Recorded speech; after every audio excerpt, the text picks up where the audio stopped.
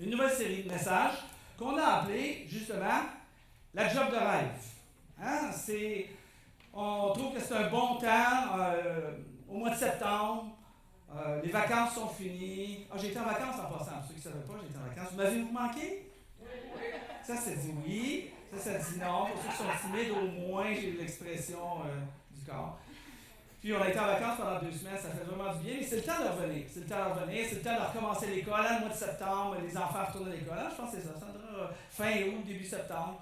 Parce que Sandra a plusieurs enfants. Donc, ils lèvent les mains, ils sont contents, merveilleux. Je suis content que les enfants soient contents.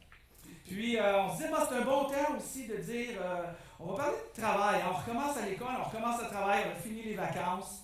Fait qu'on va prendre une série pendant les quelques semaines qui s'en viennent, les prochaines 4-5 semaines, je crois. On va parler de ce thème-là de la job de rêve. Bon, pourquoi je veux parler de ça? Parce que ça fait partie tellement de notre quotidien, hein, que de travailler, que ce soit un travail rémunéré ou que ce soit un travail bénévole, on est confronté continuellement à travailler. OK, parfait. Et quand on regarde ça, je réalise que, comme vous voyez comme moi, là, ils ont fait quelques statistiques sorties par rapport au travail. Puis, les statistiques disent évidemment qu'il y a 30% des gens, il y a 30% de notre vie qui est dédiée au travail. C'est quand même une bonne portion de notre vie. Hein? 30% de ta vie, on est dédié au travail. Mais savez-vous que les statistiques qui ont sorti, c'est qu'il y a 80% de ceux qui travaillent qui sont insatisfaits ou moyennement insatisfaits dans le cadre de leur travail. Et si je regarde ça pour quelqu'un qui est un chrétien, si vous êtes un chrétien, quelqu'un, c'est-à-dire qui veut être à la suite de Jésus-Christ, apprendre de lui, transformer nos vies comme à l'image de Jésus, être de plus en plus comme lui, de vivre dans si 80% des gens est insatisfait, tant qu'à moi, c'est pas acceptable. Pour un chrétien, en tout cas, qui veut suivre Jésus, ça ne devrait pas être de même. Fait qu'on va essayer de changer ça. À partir de maintenant, je vous demande d'être heureux dans votre travail. Bon, bonne semaine, amusez-vous bien, on se revoit la semaine prochaine. Non. Il y a un peu plus que ça. Il y a un peu plus que ça que je veux vous parler. Mais est-ce que c'est acceptable? Pour moi, ce n'est pas. Que 80% des gens soient insatisfaits? Non, ce n'est pas. Est-ce que c'est OK pour Dieu, si on est chrétien, est-ce que c'est OK pour Dieu qu'on vive de cette manière-là, que 80% des gens sont insatisfaits ou moyennement satisfaits dans leur travail? Absolument pas. 1/3 de notre vie à faire quelque chose qu'on est insatisfait ou peu satisfait. Juste cette information-là, tant qu'à moi, c'est important d'en faire une série de messages, puis on va en parler un peu pour être capable un peu de changer notre perspective des choses. Puis vous allez voir comment on va le faire. Donc, pour le message d'aujourd'hui, on va essayer d'appuyer sur le bouton Reset. Je ne sais pas comment on dit en français. Remettre à zéro. Parfait. On va essayer de peser sur le bouton Remettre à zéro pour revenir au but initial du travail. On va commencer au moins avec ce message-là ce matin, comme introduction pour la série. Au moins revenir à l'objectif ou au but initial du travail. Pourquoi? Parce que avec un peu de chance, on serait capable de se rapprocher un peu plus de notre job de rêve, notre emploi de rêve. Je ne dis pas qu'on va y arriver du jour au lendemain. Je ne suis pas en train de dire aussi que si on n'a pas notre job de rêve, que demain vous allez lâcher votre job et vous allez m'écrire, vous allez dire François, j'ai compris le message, j'ai lâché ma job, j'ai abandonné mon salaire.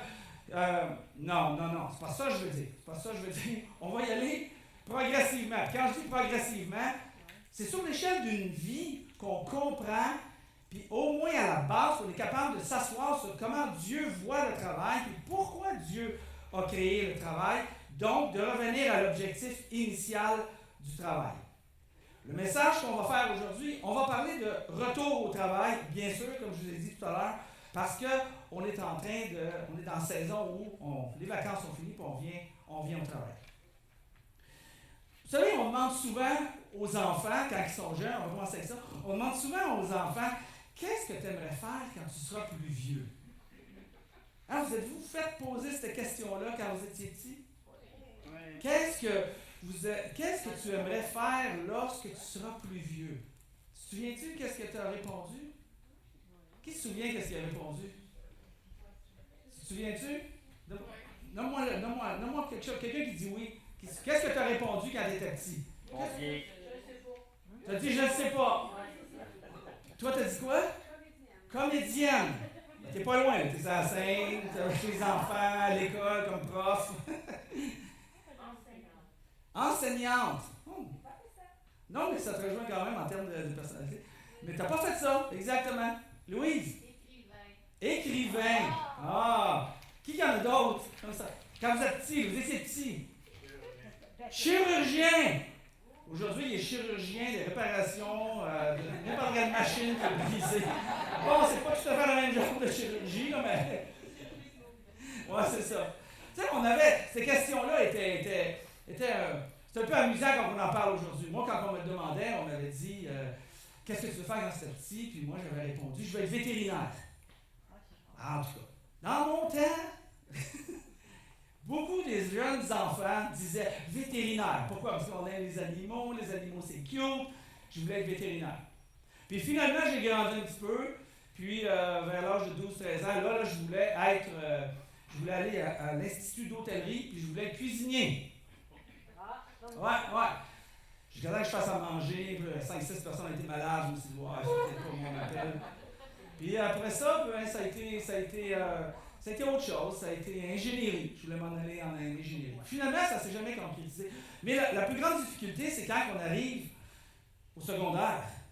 Moi, j'ai vu les enfants, ceux qui ont des adolescents, qui vivent avec des adolescents en ce moment, ou qui ont eu des adolescents, ou quand vous étiez adolescent, puis là, on sortait du secondaire, ou on était au secondaire 4, secondaire 5, puis là, il fallait qu'on donne une réponse à l'orienteur qui nous disait « Qu'est-ce que tu veux faire dans la vie? » Mais là, c'était plus juste « Ah, je veux être vétérinaire. » Non, là, il fallait trouver une réponse parce qu'on s'en allait au cégep, dans la direction, et l'université, dans la direction de ce qu'on pensait qu'on allait être. Mais, en tout cas, j'ai vu moi ma vie, j'ai vu mes enfants, j'avais aucune idée de ce que j'allais faire. Donc, je suis allé au cégep sans même savoir ce que j'allais faire. Mais que je passais plus de temps dans l'auditorium que dans les salles de cours. Je ne savais pas trop quoi faire. On demande souvent ça aux enfants. Mais ma première job, par contre, je me souviens de ma première job. Ma première job, quel âge vous aviez votre première job? 13 ans. 13 ans? Ouais, moi c'est. 16? 14? 14-15 ans? OK. Bon, je vous ai tous battus. Ma première job, j'avais 11 ans. Mais ma première job de 11 ans, c'est quoi? Passer des journaux. Ah, Camelot. Je passais des journaux à la Ville de Montréal. J'ai fait ça pendant un an. Puis à un moment donné, vers la fin de la première année, j'avais 11 ans, puis là, il y avait un concours. Puis ce concours-là disait que si tu trouvais 40 nouveaux clients qui voulaient recevoir le journal, qui était, je ne me souviens pas le nom de ce journal, le Journal de Montréal, ça existe encore, ça existe dans le oui.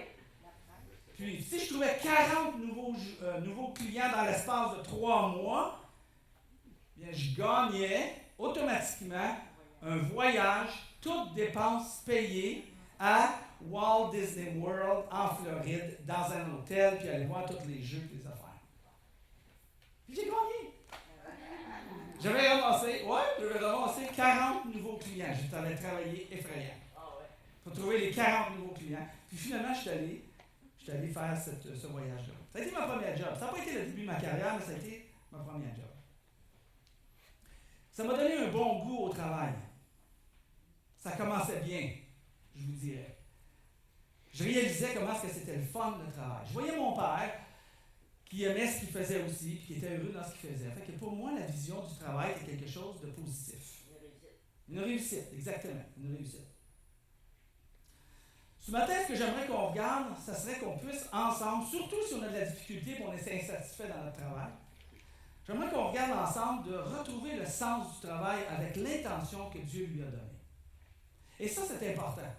De retrouver le sens du travail, le véritable sens du travail, le but du travail, avec l'intention que Dieu lui a donnée. Quelle intention Dieu a-t-il donnée à la valeur du travail? Pourquoi je mentionne ça? Parce que beaucoup voient la semaine de travail un peu comme le banc des punitions entre deux fins de semaine. OK, la fin de semaine est finie, on retourne au travail lundi. Puis là, la semaine finie, la semaine est finie, puis là, on sort du banc des punitions.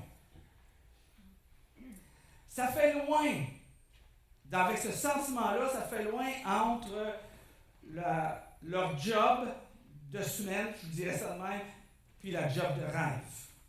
Il me semble que la marche est haute. Ce que je veux essayer ce matin, c'est de diminuer un peu notre sentiment de être sur le banc des punitions quand on travaille durant la semaine. Tendre un peu vers l'idée de la job de rêve. Et quand je parle de la job de rêve, je comprends très bien que je ne veux pas nous donner l'illusion là, qu'on est sur une île fantastique, qu'on est capable d'arriver à vivre sur une île fantastique, là, puis tout est merveilleux, tout est beau. C'est pas ça du tout. Là. Mais c'est d'avoir un sentiment intérieur différent qu'une complète insatisfaction. De retrouver justement le sens du travail avec l'intention que Dieu lui a donnée. Mais pourquoi? Pourquoi est-ce important de retrouver ou de connaître, de comprendre l'intention de Dieu dans le travail? Parce que vous savez comme moi que si on est insatisfait dans notre travail, notre comportement en subit les conséquences. Notre famille en subit les conséquences. Nos relations en subit les conséquences.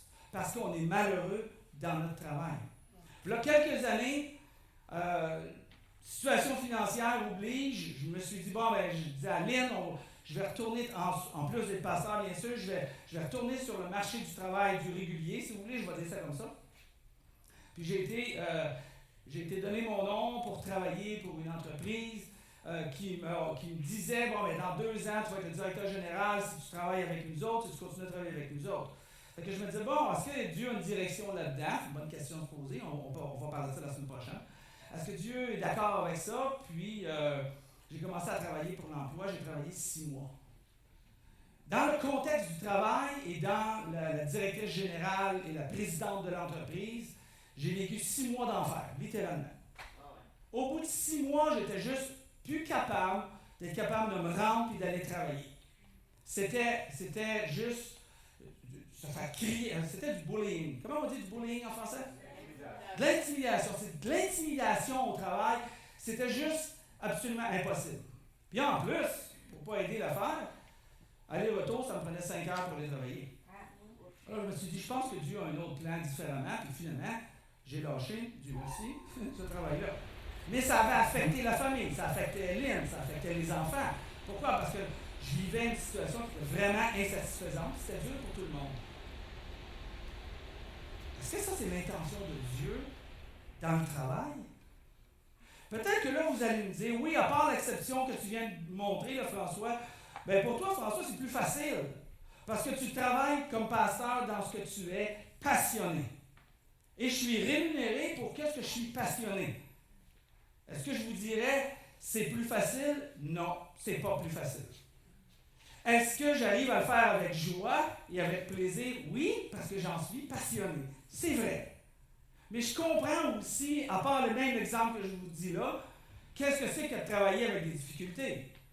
J'ai commencé à être comme pasteur payé et rémunéré à l'âge de 36 ans. Donc ça fait 2 ans à peu près. Je suis allé en vacances, mais je suis pas fou. Mais j'ai travaillé jusqu'à l'âge de 36 ans. J'étais quand même vingtaine d'années à travailler comme vous dans des entreprises, dans des compagnies, dans des restaurants, dans toutes sortes de choses. Je travaillais à ce moment-là, durant toutes ces années-là, j'ai travaillé comme le responsable, pour ceux qui veulent savoir, responsable de la comptabilité, de prix de revient dans une entreprise. C'est évaluer le coût de base d'un produit. Je faisais ce travail-là. Puis par la suite, ensuite, j'ai été directeur qualité d'une entreprise. Je me suis commencé à m'occuper de l'entreprise au niveau aussi de l'informatique. Donc, ça fait quoi? Ça fait comme tout le monde. J'avais des journées d'insatisfaction. J'avais des journées où je n'étais pas heureux. Des journées où c'était dur d'aller travailler. Hein, n'est-ce pas? On vit tout ça. On vit tout ça à tous les jours. Donc, je comprends. Je comprends c'est quoi. Je sais de quoi je parle parce que comme vous, je l'ai vécu. Je ne vis pas dans l'eau de rose parce que je suis passé à l'église et je suis passionné depuis 25 ans. Où là, je peux le faire vraiment sans avoir un autre emploi séculier, on va dire aussi comme ça. Sachez, vous souvenez-vous, avant qu'on continue, que le travail, c'est l'idée de Dieu. Hein? C'est Dieu qui a pensé à ça. C'est Dieu qui a trouvé cette idée-là du travail. Puis vous savez, en Jacques, le frère de Jésus a dit, on en a parlé il y a quelques semaines, toute bonne chose vient de Dieu, du Père des Lumières. Alors il dit toute bonne chose. C'est une bonne chose, le travail. Et là, si on est insatisfait, on se dit, moi j'ai bien la misère à trouver ça une bonne chose pour toutes sortes de raisons que ça m'occasionne dans ma vie, toutes sortes de conséquences que ça m'occasionne dans ma vie. Mais c'est justement ça. Il faut apprendre à se réapproprier l'intention de Dieu pour obtenir la bénédiction de Dieu dans le travail. Il faut être capable d'aller rechercher ça. L'intention de Dieu. La plus importante des insatisfactions de la part des gens, c'est qu'ils aimeraient avoir un but dans leur travail, dans ce qu'ils font. Ils perdent le sens et il y a du désintérêt, du désintéressement, de l'insatisfaction parce qu'ils perdent le but dans ce qu'ils font, la raison d'être de ce qu'ils font. Ils perdent le sens profond de leur existence au milieu du travail. Ils ont l'impression qu'ils font juste placer des pièces de bois sur un chariot. Ou ils ont l'impression de juste dire à un client toujours la même affaire. Ou ils ont l'impression, ou d'autres sentiments de répétition. Et là, ils perdent le sens de leur travail. Alors, comment retrouver le but du travail selon Dieu? Pour comprendre ça, et pour comprendre ton but dans le travail, il faut comprendre quel est le but du travail créé par Dieu.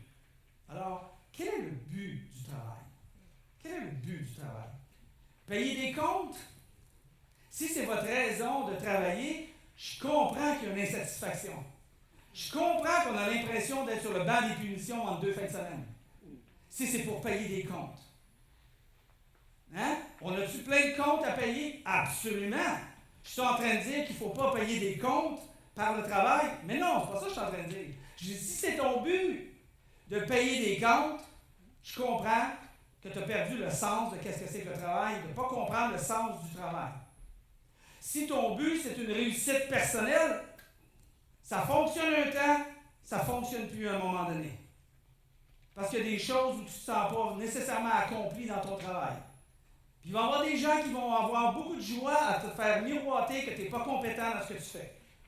Ou juste dans notre nature humaine, on va faire des manquements continuellement, puis on va se juger sévèrement. Et là, la réussite ne devient plus une raison pour laquelle on est heureux dans notre travail. L'identité. Il y a des gens qui placent leur identité, qui ils sont en fonction de leur travail. Ils perdent leur travail. Qu'est-ce qu'ils perdent? Ils ont l'impression qu'ils ne sont plus rien. Exactement. Combien avez-vous entendu parler de gens qui ont perdu leur travail, puis leur réaction a été quoi? Au pire, dans le pire des cas, ils se suicident. J'ai entendu les gens, j'ai reçu les confessions des gens. Puis ça va jusqu'à là, jusque-là. La pire. Le pire début pour le travail, vous savez, c'est quoi? Pourquoi on travaille très souvent? On a l'impression que c'est pour ça qu'on travaille? L'argent. on a l'impression qu'on travaille pour l'argent. Ça se peut qu'on travaille pour l'argent, mais là, tu es certain que le sens de la vie ne sera jamais bien évident à tes yeux. Le but de ton travail, le sens de ta vie au travers de ton travail, ton existence profonde est pour de l'argent. Et là, les gens sombrent dans un peu plus profond. C'est vraiment pas le but pour lequel que Dieu a créé qu'on puisse faire de l'argent, de plus en plus de l'argent. L'argent, l'argent, l'argent, l'argent, l'argent, l'argent, l'argent. Rien de tout ce que je viens de mentionner là n'est la fondation. Écoutez bien la distinction des mots. La fondation du but principal du travail selon la création de Dieu. Rien de ce que je viens de mentionner là. Ni les comptes, ni la réussite, ni l'identité, ni l'argent. Dieu n'a pas créé le travail pour ces raisons-là. Et là, peut-être vous allez me dire, pour ceux qui connaissent les passages bibliques, là, vous allez me dire, ouais, mais le travail, c'est maudit par Dieu. Hein? Parce qu'ils vont faire référence à Genèse 3, au commencement de la création. Genèse 3, on lit que le sol est maudit à cause de toi, c'est avec peine que tu en tireras ta nourriture tout au long de ta vie. Et ça, ce passage-là est arrivé au moment où Adam et Ève ont désobéi à Dieu, puis, suite à la désobéissance à Dieu, ce qui est égal à ce que la Bible religieusement appelle un péché, une faute, une erreur, c'est comme tu veux. Et là, ils sont morts. Ils ne sont pas morts physiquement, ils sont morts spirituellement. Parce que la mort, c'est un sens qui veut dire séparation. C'est ça que ça veut dire le mot mort. Alors, il y a eu cette séparation-là entre Adam et Ève et Dieu, qui avaient une très belle relation ensemble, il y avait une très belle harmonie ensemble, jusqu'au moment où la faute, l'erreur, le péché, l'imperfection de l'être humain a pris place. Et là, ils ont été séparés de Dieu. Et là, il est arrivé ce qu'on appelle ici une conséquence. Et ça, c'est ce qu'on lit ici, c'est la conséquence. La peine du travail, quand il dit c'est avec peine, parfois vous allez lire aussi, c'est avec sueur, la sueur de ton front, que tu en tireras ta nourriture tout au long de ta vie. Ça va être difficile. C'est la conséquence de le péché qui est rentré dans le monde, dont tous les hommes sont assujettis. Tout à fait vrai, cette réalité-là. Mais la peine du travail, premièrement, est important de savoir qu'on ne parle pas ici que Dieu a mis un jugement final sur le travail, ou par le travail. C'est pas ça qu'il dit ici. C'est la conséquence du péché. Et la conséquence du péché, comme n'importe quoi dans notre vie, se surmonte par la foi. Et c'est l'intention de Dieu que toute chose qui se détruit dans notre vie se surmonte par la foi, de façon à ce qu'on ne vit pas dans les conséquences du péché, mais grâce à Jésus-Christ, qu'on surmonte par la foi toutes ces conséquences-là de ce que le péché fait dans notre vie. Toute cette destruction-là que le mal fait dans notre vie, dans la vie des autres. Alors, ce qu'on est en train de lire ici, c'est pas Dieu qui a maudit son idée originale du travail. Quelle est l'idée originale du travail de Dieu? Au début, le travail est mentionné comme une bénédiction et non pas comme un travail pénible. Regardez ce qui est arrivé avant cette conséquence-là, lorsque Adam et Ève ont désobéi à Dieu. Ce qu'on y lit, c'est que le Seigneur Dieu prit l'homme et le plaça dans le jardin, parce que Dieu a fait un jardin, magnifique jardin. Je peux imaginer la création de Dieu, ça devait être à couper le souffle, avec 4 fleuves qui rentraient. Tu sais, c'est un petit peu comme quand tu vas voir sur un lac, puis quand tu te promènes, puis les montagnes, les paysages, ça coupe le souffle. Là. Ça nous ramène même à dire « Wow! C'est incroyable comment Dieu fait des choses extraordinaires. Hein? La nature nous amène à ça. » Quand on était en vacances, on est allé dans un aquarium. Mais tu sais, un aquarium c'est des tunnels, là, puis tu rentres, puis les poissons sont autour. Tu as l'impression que tu es dans l'aquarium. Là, tu sais. Les couleurs, les formes, la variété, ça coupait le souffle. Et ça nous rapproche de Dieu. Je disais toujours à Lynn, puis Lynn me disait tout le temps, c'est incroyable ce que Dieu a fait. C'est incroyable ce que Dieu a fait. Dieu est tellement créatif. Et ça nous rapprochait de Dieu. Dieu avait créé un jardin comme ça pour Adam et Ève. Pour Adam, ici. Puis il a placé l'homme qu'il avait créé dans ce jardin. Ce qui est beau là-dedans, j'ai souligné le mot placer, c'est parce que le mot placer veut simplement dire se reposer. Ils disent en hébreu, yana, qui veut dire se reposer. Fait que Dieu a créé un jardin, il a placé l'homme dans le jardin, et il lui a dit, repose-toi dans le fait que tu vas en prendre soin et que tu vas le cultiver. Donc, on ne voit pas ici Adam que c'était un sol qui était maudit. On ne voit pas ici un banc des punitions dans la semaine de travail pour 2 fins de semaine. On voit quelqu'un qui se reposait au travers du travail. Wow!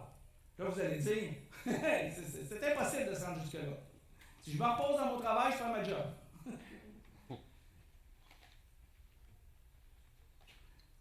Et là, l'apôtre Paul, nous explique un peu ça ici. Il nous explique ce qui veut dire quand le travail est une bénédiction, quand on comprend le but pour lequel que le travail a été créé.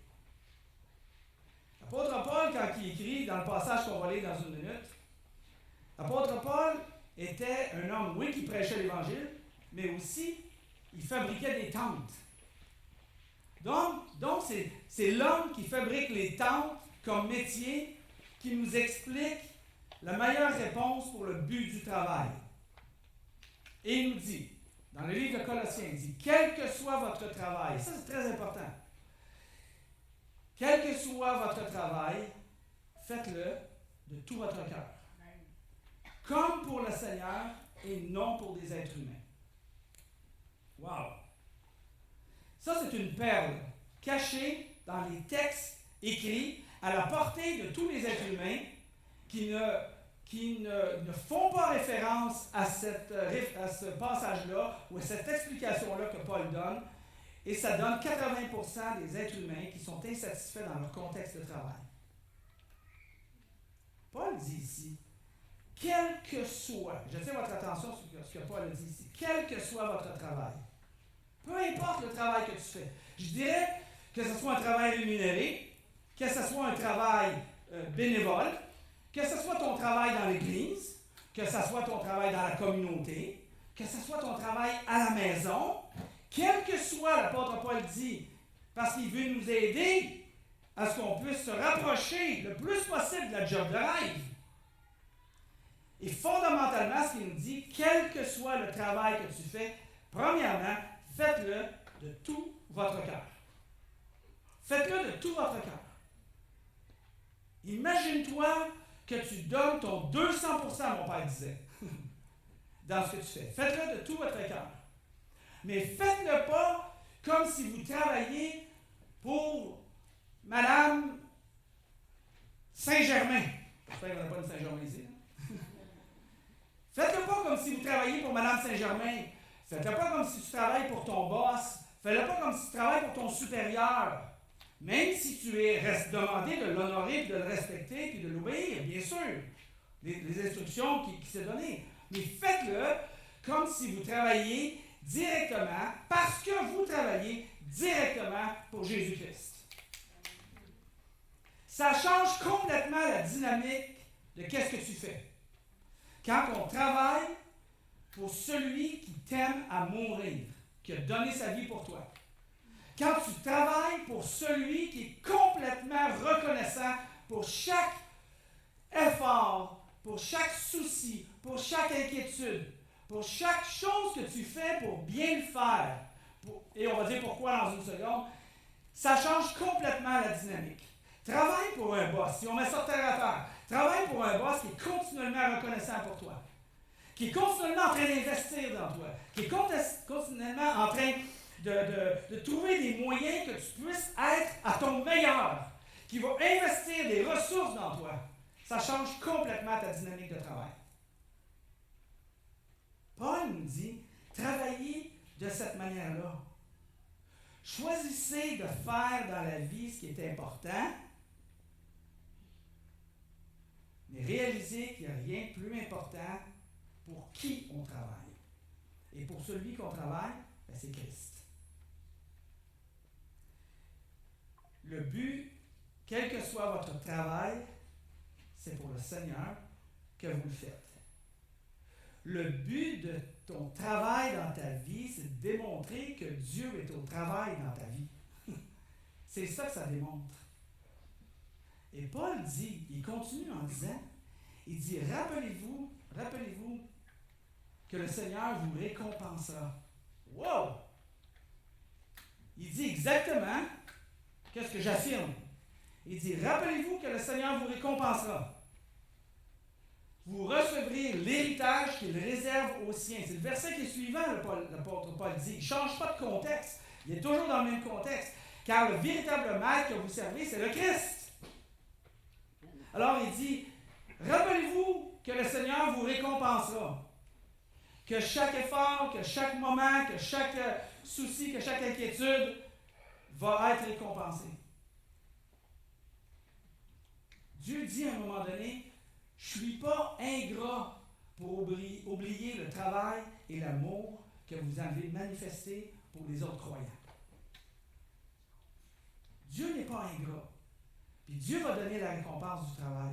Fait que quand on comprend, quand on réalise, quand on réfléchit quelques secondes, puis on réalise pour qui qu'on travaille, encore une fois, ça change complètement la dynamique. Sachant même que notre travail va être récompensé. Le boss ne récompense pas, Dieu voit. Dieu voit ton effort. Dieu voit que tu t'es levé un matin. Dieu voit que tu n'as pas négligé. Dieu voit ce que tu fais. Dieu voit, puis il va te payer pleinement en récompense, en héritage, pour tout ce que tu vas avoir fait, parce que tu ne vas pas avoir travaillé pour un boss, tu vas avoir travaillé pour lui, de tout notre cœur. Paul, en d'autres mots, il se répète, c'est pas autant ce que vous faites qui compte, malgré que ça compte, et on va en parler la semaine prochaine. C'est pas autant ce que vous faites qui compte, mais plutôt pour qui vous le faites, qui fait la différence d'avoir un travail et de sentir une signification dans le travail qu'on fait. Quand on réalise ça, quand on entend ça, quand on lit ça de ce que l'apôtre Paul veut qu'on comprenne dans l'idée du travail, ça nous pousse à rechercher l'excellence. Parce qu'on travaille pour Christ. L'excellence devient significatif. Parce qu'on montre ainsi qu'on sert le Seigneur et que le Seigneur, Jésus, est à l'œuvre dans votre vie. Il y a un témoignage en même temps qui s'affiche quand que vous avez cette conviction-là dans votre cœur et la raison pour laquelle, ou le but pour lequel que vous travaillez. À ce moment-là, notre travail ne devient pas juste la réussite, le succès, l'argent, l'identité. Non, ça ne devient pas ça. Ça vient démontrer d'autres choses qui vont exprimer ce que Christ est dans notre vie.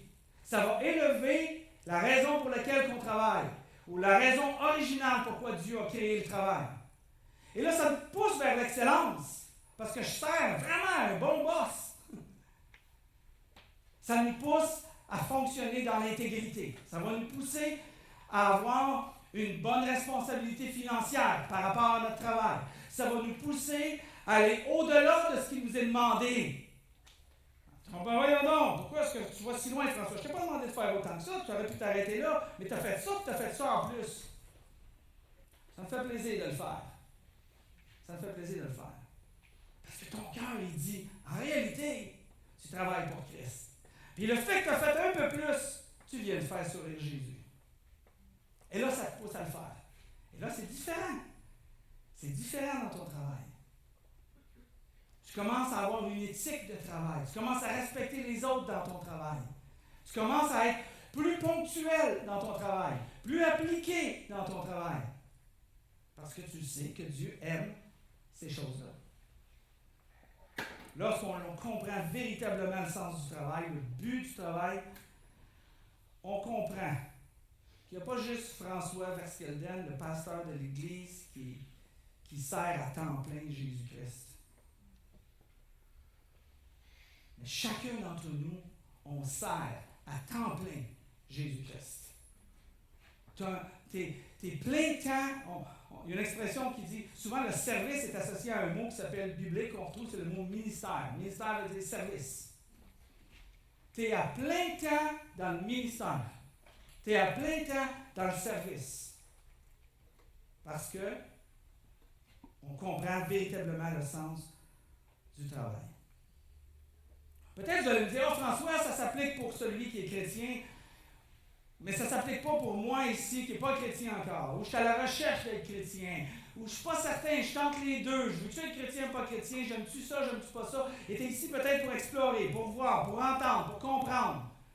Mais moi je te dirais, c'est une très très très bonne raison pour laquelle que je t'encouragerais de commencer à suivre Jésus-Christ, de donner un sens à ton travail, parce que Jésus voit et Jésus récompense. C'est sans compter que Jésus aide. C'est vraiment, je t'encouragerais vraiment pour cette raison-là de devenir chrétien. Si c'est juste cette raison-là aujourd'hui avec qu'est-ce qu'on parle. Donc, pour conclure, je termine avec ça. Cette semaine, on va faire un devoir. On va se faire un devoir. On va prendre le passage de Colossiens 3, 23, 24. Celui qu'on a lu. Est-ce que tu peux me le remettre, le passage qui était à Colossiens 3, 23, 24? Je ne sais pas si c'est possible de le faire. Mais c'est le passage qu'on vient juste de lire. Hein? Je vous le cite, à défaut d'être capable de le placer. Quel que soit votre travail, faites-le de bon cœur, comme pour le Seigneur, et non pour des hommes. Et le verset 24, qui continue. Rappelez-vous que le Seigneur vous récompensera, vous recevrez l'héritage qu'il réserve aux siens. Car le véritable maître que vous servez, c'est le Christ. Ça, c'est le passage. Notre devoir cette semaine, prenez ce passage-là, allez sur votre téléphone, il y a des applications un peu partout, allez sur l'Internet, puis mettez ce passage-là partout. Mettez-le sur votre page Facebook, mettez-le sur votre page Instagram, TikTok, je ne sais pas s'il y en a un autre où on est rendu un moment donné. Puis, place ce passage-là. Permets aux gens, peut-être de ton entourage, de ton milieu, d'être capable de voir qu'il y a une raison de travailler qui est plus que juste l'identité, le succès, le mérite ou l'argent. Mais qu'il y a une raison profonde derrière l'intention de Dieu dans le travail. Place-le partout. Place-le dans ton auto. Mets-toi un petit carton, mets-le dans ton auto. Place-le sur l'auto de ton voisin. Mets ton nom et ton numéro de téléphone, peut-être, qui t'appelle. Hein? Permets aux gens qu'on puisse aider nous, mais en même temps aider les gens quand on pense. Et particulièrement, j'imagine, il n'y a pas de statistiques, que le pourcentage d'insatisfaction de travail est peut-être plus grand dans le milieu non-croyant que dans le milieu croyant si on s'attache aux valeurs que Jésus nous a montrées. Mais si on veut aimer les gens qui ne connaissent pas Christ, c'est une bonne manière de nous démontrer, de dire, je connais quelqu'un qui a fait le travail de façon à ce qu'on puisse en savourer pleinement l'idée et le concept. Il s'appelle Jésus-Christ. Aidons les gens peut-être à sortir de cette 80% d'insatisfaction-là. Parce qu'on travaille avec d'autres mondes autour de nous qui ne savent probablement pas ces vérités-là qu'on entend aujourd'hui. Pour les aider à trouver Christ, mais aussi à travailler dans un milieu dans lequel ils pourraient être satisfaits. Si vous voulez, on va terminer en prière. Père éternel, je te remercie, mon Père, pour tes enseignements, tes vérités. Ces choses cachées qui nous aident à faire un sens différent dans notre vie.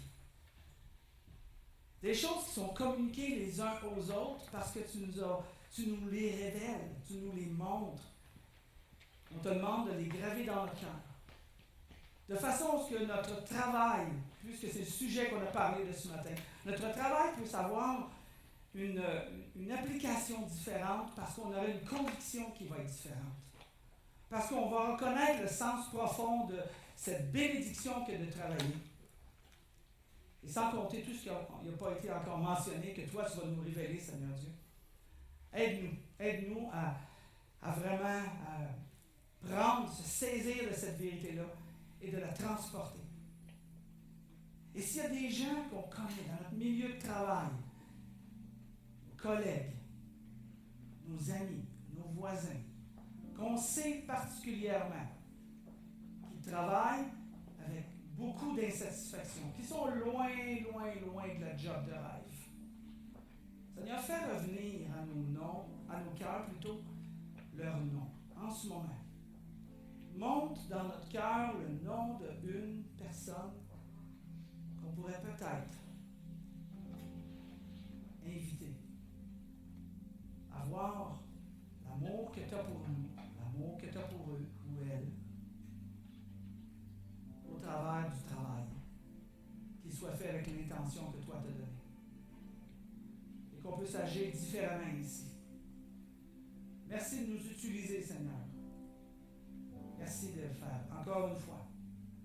Montrer le grand amour que tu as pour nous et l'amour que Jésus a pour nous.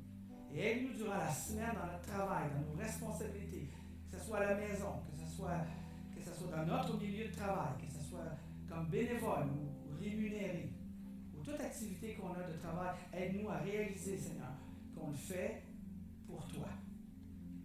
Et c'est toi qu'on regarde, c'est toi qu'on suit, c'est toi qu'on veut obéir. Merci de nous révéler cette vérité. Bénis cette semaine dans nos activités et bénis le restant de cette série de messages, qu'elle puisse être révélateur par rapport au travail et nous aider à avoir une perspective différente du travail et qu'on puisse se rapprocher de notre job de rêve. C'est en Jésus qu'on prie, Père.